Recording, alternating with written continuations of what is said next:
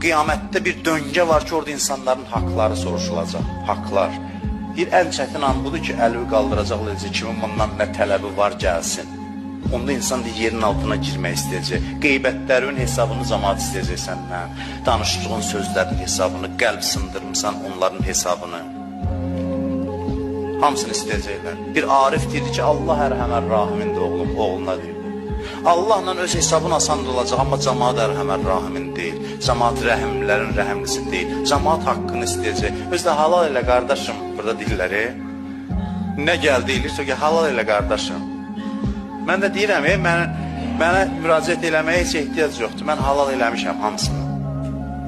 Hamısını halal eləmişəm, amma yenə də başqasının halal eləməklə deyil. Bir dənə söz danışırsan ki, 100 adam bir-birinə vurursan, 100 adamın ürəyinə şək toxumu səpirsən. Yaxşı, mən halal elədim, heç qapıma gəlməsən də olar. Mən elan edirəm yenə də, hamını halal edirəm. Amma orada bilmirəm. Orada deyəcək, halal elə qardaşım, deyəcək, deyən görə gətir bura namazlarından. Necə halal elə? Mənim saat bir namaza ehtiyacım var. Peyğəmbər soruşdu, müflis kimə deyirlər? Dedilər, mal əlindən çıxana, dedi, yox. Müflis o adamdır ki, savab dolu dəftərlə gələr qiyamət günü.